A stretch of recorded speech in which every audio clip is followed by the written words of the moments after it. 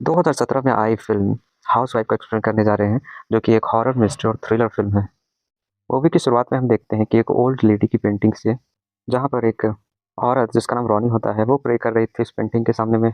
और उस पेंटिंग में उस औरत के गले में जो लॉकेट थी, वही लॉकेट इस औरत जिसका नाम रॉनी होता है, उसके गले में भी होता है। इसके बाद हम रॉनी की 2 बेटियों को देखते हैं। बड़ी बेटी का नाम हेज़ल होता है और छोटी बेटी का नाम हॉली होता है। यहाँ पर हेज़ल हॉली को एक पेंटिंग बना करके दिखाती है, जो कि काफ़ी ज़्यादा डरावनी दिख रही थी उसकी पेंटिंग। जब वो दोनों बहनें अपने कमरे में खेल रही होती हैं, तभी हेज़ल अपने अंडरवियर में ब्लड महसूस करती है, जिसे देख कर के हॉली काफ़ी ज़्यादा डर जाती है और वो दरवाज़ा पीटने लगती है और अपनी मॉम को बुलाने लगती है। और जब उसकी माँ रॉनी कमरे में आकर के देखती है, तो वो समझ जाती है कि ये हेज़ल के फर्स्ट टाइम पीरियड्स हैं और इससे रॉनी रोने लगती है। इसके बाद आगे वो अपनी छोटी बेटी हॉली को 100 तक काउंट करने के लिए बोलती है और कहते हैं कि हम लोग यहाँ पर लुका-छुपी खेलने वाले हैं। इसके बाद हॉली आँख बंद करके काउंटिंग करना शुरू कर देती है और तभी रॉनी हेज़ल को अपने साथ ले जाती है। और जब हॉली की काउंटिंग यहाँ पर खत्म हो जाती है और तभी उस कमरे का गेट अपने आप ही खुल जाता है और फिर हॉली बाहर आकर के अपनी मॉम और हेज़ल को ढूँढने लगती है। तभी हॉली बाहर आकर के देखती है कि उसकी माँ हेज़ल को टॉयलेट सीट में डुबो करके मार रही होती है। ये देखने के बाद हॉली चिल्लाने लगती है और वहाँ से भाग जाती है और अपने रूम में भाग जाती है वो। और वहीं पर रॉनी उस चाकू लेकर के उसके पीछे आने लगती है। इसके बाद यहाँ पर वो उसे ढूँढ लेती है। इसके बाद उसकी माँ उसे मारने वाली होती है और तभी वहाँ पर हॉली के डैड वहाँ पर आ जाते हैं और उसे बचा लेते हैं और रॉनी को रोकने की कोशिश करने लगते हैं और तभी गलती से उसके डैड ही उस चाकू से मारे जाते हैं।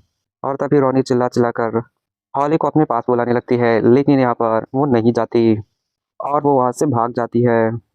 इसके बाद हम काफ़ी समय के बाद का सीन देखते हैं, जहाँ पर हॉली अपने हस्बैंड टिम के साथ में मेकआउट कर रही होती है। इसके बाद हॉली बाथरूम जाती है, लेकिन बाथरूम जाने के बाद उसे बहुत सारी चीज़ें याद आती है, जो कि उसकी बहन के साथ में हुआ था। इसलिए वो टॉयलेट पेपर का इस्तेमाल नहीं करती है, क्योंकि उसे बचपन में हुए उस घटना की वजह से उसे काफ़ी ज़्यादा सदमा लग चुका होता है। इससे बहुत भुलाने के बाद भी हॉली उस घटना को नहीं भूल पा रही थी। यहाँ पर हॉली अपने हस्बैंड के साथ मेकआउट करने के बाद वो तुरंत ही प्रेग्नेंसी टैबलेट लेती है, क्योंकि वो बच्चा नहीं चाहती थी अभी इस वक़्त। और यहाँ पर हम हॉली के गले में वही लॉकेट देख रहे हैं, जो कि उसकी माँ और उसकी दादी पहना करती थी। शायद उसकी दादी होगी, जो कि ऊपर पोस्टर में थी, या फिर और कोई, पता नहीं, जो भी है। फिर यहाँ पर हॉली कुछ ज़रूरी सामान लेने के लिए वो मॉल जाती है, जहाँ पर वो कुछ छोटे बच्चों को देखती है और उसे याद आने लगता है कि कैसे उनके साथ में बचपन में ये सारी चीज़ें हुई थी। फिर बाहर आ जाती है। इसके बाद वो रोड के बगल में एक कार का टुकड़ा देखती है और वो उसे उठा लेती हैं और अपने घर को ले जाती है। और अब हॉली टिम के लिए खाना बना रही होती है। इसके बाद यहाँ पर टिम हॉली को अपनी बनाई हुई एक पेंटिंग दिखाता है और वो पेंटिंग बिल्कुल वैसा ही होता है जैसा कि बचपन में उसकी बहन हेज़ल ने बनाया हुआ होता है, बिल्कुल ही डरावना। यहाँ पर टिम बताता है कि उसके हिसाब से ये पेंटिंग कुछ खास नहीं है और इसलिए टिम यहाँ पर कुछ नया बनाने के लिए निकल जाता है। इसके बाद हॉली उस काँच के टुकड़े को लाए हुए वो निकालती है और उसे एक छोटा-सा ड्रेसिंग टेबल बना करके अपने डॉल हाउस में रख लेती है। क्योंकि हॉली को डॉल्स शॉप और डॉल्स का काफ़ी ज़्यादा शौक होता है, इसीलिए वो अपना खुद का एक कलेक्शन बना कर के रखी हुई होती है और इसलिए वो अपने डॉल्स हाउस को काफ़ी ज़्यादा सजाती रहती है। यहाँ पर जब हेज़ल अकेली होती है, तो उसे वो सारी चीज़ें याद आने लगती हैं, जो कि उसके साथ में बचपन में हुआ था। इसलिए हेज़ल अपना ध्यान वहाँ से निकालने की कोशिश करती है काफ़ी ज़्यादा, लेकिन फिर भी वो सीन याद आता है कि कैसे कि उसकी मॉम ने उसकी बहन और उसके डैड को मार डाला था। इसके बाद हेज़ल रो-रो के वहाँ से सो जाती है। फिर रात में वो दोनों अपनी सहेलियों के साथ में और दोस्तों के साथ में मैरिज एनिवर्सरी को सेलिब्रेट करने के लिए जाते हैं और तभी टिम अपने दोस्तों के साथ बोलता है कि हम बच्चा पैदा करने के बारे में सोच रहे हैं। ऐसा सुनने के बाद हॉली फिर शॉक में चली जाती है, लेकिन यहाँ पर हॉली टिम के लिए उन लोगों को हाँ कह देती है कि हाँ, हम ऐसा प्लान कर रहे हैं। लेकिन हॉली फिर भी बच्चा पैदा करने के लिए अभी बिल्कुल भी तैयार नहीं थी। फिर ये लोग यहाँ पर एक फेमस कल्ट के बारे में बात करते हैं, जिसका नाम यूएलएम था, जो कि अम्ब्रेला लव माइंड होता है और इसके बारे में हॉली और टिम पहले से ही जानते थे। जो इनकी दोस्त वैली इस ग्रुप में पहले ही जुड़ चुकी थी, जो कि पिछले 2 सालों से गायब है और वहीं पर कल्ट का 2 दिनों के लिए शो होने वाला था और इसलिए टीम के फ्रेंड्स उसे वहाँ आने के लिए इनवाइट करते हैं। यहाँ पर हॉली कुछ बोलने ही वाली होती है, तभी एक बच्चा उसका बाल पकड़ लेता है, लेकिन वो डर जाती है और उसे पुराने विजन्स याद आने लगते हैं, इसलिए वो वहाँ पर कुछ ज़्यादा ही रिएक्ट कर जाती है। इसके बाद ये लोग वहाँ से आ जाते हैं। अब रात का सीन दिखाया जाता है। यहाँ पर हॉली को नींद नहीं आ रही होती है। इसके बाद हॉली वहाँ जा कर के अपने हस्बैंड टीम के कुछ रिसर्च पेपर्स को देखने लगती है, जो देखती है कि कुछ अलग ही लैंग्वेज में कुछ चीज़ें लिखी हुई थी और तभी हॉली को घर के अंदर किसी की आहट महसूस होती है और वो उसे देखने के लिए वहाँ जाने लगती है। और इसे चेक करने के लिए वो उस कमरे में जाती है और उस कमरे में देखती है एक रोशनी है, और जैसे वो आगे बढ़ने वाली होती है तभी उसके पीछे से एक हाथ आता है और उसके कंधे पर रख, जिसके बाद हॉली की कुछ समय के लिए काफ़ी ज़्यादा हालत ख़राब हो जाती है। लेकिन हमें पता चलता है कि वो हॉली की फ्रेंड वैली होती है। फिर वो दोनों आपस में बात करने लगते हैं और तभी हॉली की आँख खुल जाती है और हमें ये पता चलता है कि ये सारी चीज़ें सपना थी एक। फिर हॉली देखती है कि अगली सुबह उसका सपना सच हो चुका होता है, क्योंकि उसकी फ्रेंड आ चुकी होती है। उसकी फ्रेंड वैली ये घर पर पहुँच चुकी होती है और वो लोग मिलते हैं और आपस में बात करने लगते हैं।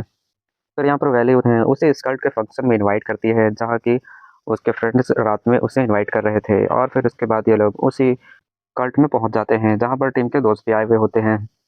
और वहीं पर हॉली टॉयलेट जाती है, लेकिन वो वहाँ पर टॉयलेट सीट का इस्तेमाल नहीं करती है, क्योंकि उसे आज तक इतना डर होता है कि वो उस डर से नहीं उबर पाई होती है और वो इसलिए इस्तेमाल नहीं करती है। और वहीं पर टिम को एक आदमी मिलता है जो कि बताता है कि मैं इस कल्ट में शामिल होने के लिए मोरक्को से आया हुआ हूँ। और वहीं हॉली इस कल्ट के लीडर को उस कमरे में बिना कपड़ों के कुछ रिहर्सल करते हुए देखती है, जिसका नाम वीरू होता है। और तभी वहाँ पर वैली पहुँच जाती है और इसके बाद हॉली वहाँ से चली जाती है।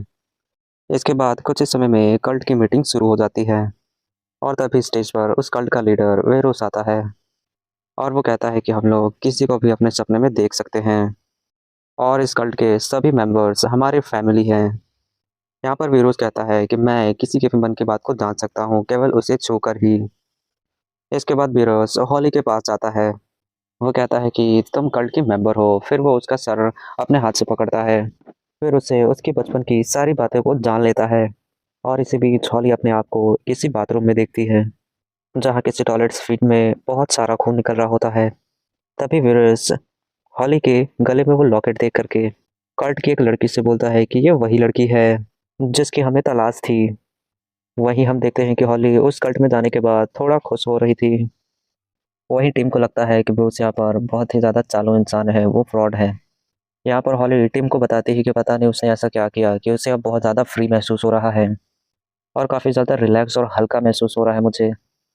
और इसके बाद हॉली यहाँ पर टीम को ये भी बताती है कि वो प्रेगनेंसी कंट्रोल करने के लिए मेडिसिन लिया करती है, क्योंकि वो तब बच्चे के लिए तैयार बिल्कुल नहीं थी, लेकिन अब वो बच्चे के लिए बिल्कुल ही तैयार हो चुकी है। यहाँ पर टीम को सच जान करके बुरा लगता है। इसके बाद टीम कहता है कि अगर आगे से तुम्हें कोई भी परेशानी हो तो तुम मुझसे बिल्कुल कह सकती हो। यहाँ पर हॉली वैली से पूछती है कि आखिर तुमने ब्रूस के साथ में कैसा महसूस किया था, लेकिन यहाँ पर वैली हॉली को कुछ भी नहीं बताती। इसके बाद हॉली उसे गुस्से में पूछती है कि तुम आखिर 2 सालों से कहाँ गायब थी। और यहाँ पर वैली कुछ भी बताना नहीं चाहती थी, जबकि हॉली ने वैली के साथ घर से लेकर के हस्बैंड तक को शेयर किया था। हमें यहाँ पता चलता है कि इन तीनों की दोस्ती इतनी ज़्यादा पक्की थी कि ये तीनों ही एक साथ मेकआउट किया करते थे। इसके बाद हॉली कहती है वैली से कि मैं केवल तुम्हारी मदद करना चाहती हूँ, इसलिए तुमसे ये सारी चीज़ें पूछ रही हूँ। और ये सुनने के बाद वैली काफ़ी ज़्यादा इमोशनल हो जाती है और फिर वैली हॉली को किस करने लगती है। फिर तीनों बारी बारी से एक साथ मेकआउट करना शुरू कर देते हैं। लेकिन यहाँ पर मेकआउट के दौरान हॉली को टीम की जगह पर वही ब्रूस नजर आ जाता है, जो कि उनका लीडर होता है उस कल्ट का। इसके बाद हॉली काफ़ी ज़्यादा परेशान हो जाती है और इसके बाद वो लोग तीनों ही सो जाते हैं। लेकिन यहाँ पर हॉली को नींद नहीं आती है और वो अपने कमरे से उठ करके नीचे जाने लगती है और इससे फिर से कुछ आवाज़ें सुनाई देने लगती हैं और तभी वो उस कमरे की ओर जाने लगती है। लेकिन यहाँ पर हॉली को वहाँ पर कोई भी नज़र नहीं आता है और इसीलिए वो वहाँ से जाने लगती है। इसके बाद वो फिर से पीछे जाती है और वो उसी कमरे में जाकर के बैठ जाती है, और जैसे ही वो बैठती है उसके बाद वहाँ से कोई उठ करके बाहर भागने लगता है। इसके बाद हॉली भी उस भागते हुए आदमी का पीछा करते हुए वो बाहर आ जाती है, एक टॉर्च लेकर के उसे ढूंढने लगती है। और तभी हॉली किसी को एक पुराने घर के अंदर घुसते हुए देखती है। और जब हॉली उस घर के अंदर जाती है, जहाँ पर उसे एक खून से लथपथ औरत मिलती है, जिसे देखने के बाद हॉली काफ़ी ज़्यादा डर जाती है और चिल्लाने लगती है। और तभी वो औरत हॉली के गले से जो लॉकेट होता है उसे छीन लेती है और तभी हॉली चिल्लाते हुए उस घर से बाहर निकल जाती है। लेकिन तब तक यहाँ पर टिम और वेली भी वहाँ पहुँच जाते हैं। यहाँ पर हॉली सबको वो सारी बातें बताती है और यहाँ पर टिम उसे देखने के लिए घर के अंदर जाने लगता है और उसे वहाँ पर कोई भी नहीं मिलता। और यहाँ पर वैली हॉली से पूछने लगती है कि क्या वो तुम्हारी मॉम थी। फिर हॉली कहती है कि हाँ, शायद वो उसकी मॉम ही थी। अगले दिन यहाँ पर टीम हॉली के लॉकेट को चारों तरफ ढूंढता है, लेकिन वो उसे कहीं भी नहीं मिलता। और इधर हॉली बिना बताए वो कल्ट के मीटिंग के पास जाती है, उस लीडर के पास जाती है, लेकिन वहाँ पर अभी फ़िलहाल कोई नहीं होता। वहाँ पर एक बुक मिलता है और उस बुक का नाम होता है विज़िटर होती है, जिसके अंदर वो देखती है कि उस बुक में अभी तक जो कुछ भी हॉली के साथ में हुआ होता है, वो सारी बातें लिखी हुई होती है। आगे जब हॉली एक कमरे में जाती है, तब देखती है कि वेरोज़ किसी लड़की के साथ में बात कर रहा होता है। और जब हॉली उस लड़की के पास जाती है, तब वो देखती है कि वहाँ पर और कोई नहीं बल्कि वो ही खुद थी वहाँ पर। यहाँ उसे पता चलता है कि हॉली खुद के सपनों में ही इधर-उधर घूम रही थी। यहाँ पर वेरोज उसे हिप्नोटाइज़ करके हॉली को बेहोश कर देता है, जिसके बाद हॉली अपने बचपन वाले समय में चली जाती है, जहाँ पर वो छोटी बच्ची थी जब वो काउंटिंग कर रही थी। और उस समय ये दरवाज़ा खोलने वाली और कोई नहीं बल्कि हॉली ही थी। और ये देखने के बाद हॉली परेशान हो जाती है और सोचने लगती है कि आखिर ये उसके साथ में क्या हो रहा है। और फिर हॉली बाथरूम में जाकर के देखती है, तो हेज़ल अपनी मॉम के साथ नहीं होती है बल्कि वो वहाँ पर अकेले होती है टॉयलेट में। हमें ये पता चलता है कि हेज़ल वहाँ पर अपनी मॉम के हाथों से नहीं मरी थी, बल्कि वो तो जब छोटी थी तो वो खुद उसी के हाथों से ही गलती से छाते की वजह से वो उसके हाथों से ही मर चुकी होती है। वो छाता उसकी बहन के सर में घुस चुकी होती है और जिसकी वजह से उसकी बहन मर जाती है। और इसके बाद उसकी मॉम बड़ी हॉली को देखने के बाद वो उसे विज़िटर विज़िटर चिल्लाने लगती है। और तभी हॉली यहाँ पर वापस होश में आ जाती है और रोने लगती है। यहाँ पर हॉली ये बिल्कुल भी मानने के लिए तैयार नहीं होती है कि ऐसा कुछ हुआ था, कि हेज़ल की मौत उसी के हाथों से हुई थी। इसके बाद हॉली वहाँ से जाने लगती है और तभी वेरस उससे रोकने की कोशिश करता है, लेकिन वो बिल्कुल नहीं सुनती और वहाँ से वो चली जाती है।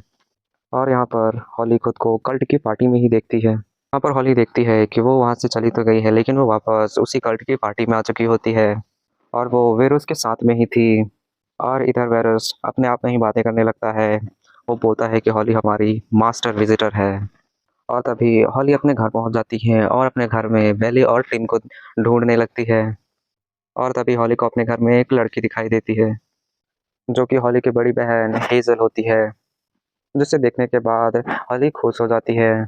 अब हेज़ल भागते हुए हॉली के पास आने लगती है और तभी हेज़ल अचानक खून से लथपथ अपनी मॉम में बदल जाती है, जिसके बाद हॉली बहुत ज़्यादा डर जाती है और बहुत ज़्यादा चिल्लाने लगती है।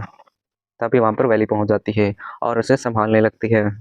और इसके बाद वो फिर से कल्ट की मीटिंग में पहुँच जाती है, जहाँ पर सभी लोग वेरोस के लिए तालियां बजा रहे होते हैं। लेकिन तभी यहाँ पर टिम भड़क जाता है और वेरोस से कहने लगता है कि तुम हॉली के दिमाग से खेलना बंद करो। फिर वेरोस अपने आदमियों को बोलता है और फिर वो लोग टिम को वहाँ से बाहर फेंक देते हैं। यहाँ पर जब टिम की आंखें खुलती है, तब वो देखता है कि वो अपने घर के बाहर ही बिल्कुल है और अब उसके हाथ में हॉली का लॉकेट भी होता है। और तभी फिर से सीन हमें हॉली और वेली के पास ले जाती है, जहाँ पर हॉली को संभाल रही थी यहाँ पर वेली। और यहीं पर वेरोस भी पहुँच जाता है और वो उससे कहता है कि तुम अभी भी अपने सपने में ही खोई हुई हो और तुम इस सपने से केवल मेरी मदद से ही बाहर आ सकती हो। और तभी हॉली यहाँ पर वेरोस की सारी बातें मानने के लिए तैयार हो जाती है। और तभी यहाँ पर टिम भी आ जाता है, लेकिन तभी वेरोस यहाँ पर उसे हिप्नोटाइज कर देता है। उसके बाद टिम बिल्कुल ही बेजान होकर के ज़मीन पर गिर पड़ता है। उसके बाद वेरोस टिम के हाथों से वो लॉकेट लेकर के हॉली के गले में पहना देता है। और तभी वहाँ पर बहुत सारे बच्चे आ जाते हैं, जिसे देखने के बाद हॉली वेरोस से उन बच्चे के बारे में पूछने लगती है। फिर वेरोस कहता है कि ये सभी विजिटर्स हैं और फिर वो सभी बच्चे हॉली को पकड़ लेते हैं। और वेली फिर हॉली की इस हालत पर रोने लगती है और फिर वेली वेरोस से उसे छोड़ने के लिए बोलती है। लेकिन तभी यहाँ पर वेरोस वेली को तो छाते के डंडे से बड़ी ही बेरहमी से मार देता है। और तभी हम देखते हैं कि वेली उसी कल्ट शो में है, जो कि बहुत ही बुरी हालत में है और वहीं पर दम तोड़ देती है। इसका मतलब ये था कि अगर कोई सपने में मर जाता है तो वो असल ज़िंदगी में भी मर जाएगा। और वहीं पर वेली की मौत से वहाँ पर जितने भी लोग होते हैं कल्ट शो के अंदर, वो सभी तालियां बजाने लगते हैं और बहुत ज़्यादा खुश हो जाते हैं। और इसके बाद वेरोस बोलता है कि हम सभी इसी रात का इंतज़ार कर रहे थे। और तभी एक टॉयलेट सीट से हॉली की बहन हेज़ल निकल करके आती है और वो हेज़ल के पास चली जाती है। और तभी यहाँ पर कुछ बच्चे हॉली की मॉम को यहाँ पर घसीटते हुए लेकर के आते हैं। फिर यहाँ पर वेरोस बड़ी ही बेरहमी से उसकी मॉम के चेहरे को बाहर निकाल कर खुद अपने चेहरे में लगा लेता है। और ये देखने के बाद हॉली जोर जोर से चिल्लाने लगती है और तभी वो बच्चे सारे कपड़े फाड़ देते हैं हॉली के।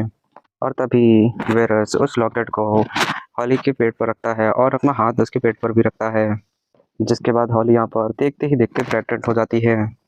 उसके बाद वेरस एक क्रिएचर बच्चे को हॉली के पेट में से निकालता है और वो फिर हॉली को दे देता है। इसके बाद हॉली बड़े ही प्यार से उस क्रिएचर बच्चे को हाथ में लेती है। तभी वेरस हॉली की मॉम को की स्किन को उसके हाथ में दे देता है, जिसके बाद हॉली उस बच्चे को वहीं रख देती है। इसी दौरान वेरस हॉली को बोलता है कि आप अब सबकी महारानी हो। इसके बाद हम सब भी यहाँ पर देखते हैं कि हॉली वहाँ पर उसी कल्ट के स्टेज पर होती है और सभी लोग उसके लिए तालियां बजा रहे थे। और वहीं हेजल जब हॉली को टच करती है, वो बूढ़ी औरत में बदल जाती है, जिसे हमने पेंटिंग में इस फिल्म की शुरुआत में देखा था, जिसके गले में वही लॉकेट होता है। और ये औरत कोई और नहीं बल्कि हॉली की नानी होती है। इसके बाद हम देखते हैं कि टिम एक पेंटिंग बना रहा होता है। इसके बाद हम देखते हैं कि हॉली अपने बच्चे को लेकर के बालकनी में जाती है, जहाँ पर वो बालकनी के नीचे देखती है कि हजारों कल्ट के मेंबर्स उसके सामने सर झुका रहे होते हैं। और तभी वीरस एक धुन बजाता है, जिसके बाद आसमान से बहुत बड़े बड़े टेंटिकल्स आते हैं। और तभी हॉली उसी टेंटिकल्स को वो बच्चा दे देती है। और इस सीन को हम टीम की बनाई हुई उसी पेंटिंग में भी देखते हैं कि एक औरत अपने बच्चे को उन बड़े बड़े टेंटिकल्स को दे रही होती है। और तभी यहाँ पर टीम उसी पेंटिंग की तरफ उंगली दिखाते हुए मारा जाता है। और ये मूवी यहीं पर हॉली की मुस्कुराहट के साथ खत्म हो जाती है। हमारे चैनल को इसी तरीके से प्यार देते रहिए, आप हमें देखते रहिए। पसंद आए तो हमारे चैनल को सब्सक्राइब करें, लाइक करें, कमेंट करें और अपने दोस्तों को भी शेयर कर दें। तो चलिए मिलते हैं अगले वीडियो में।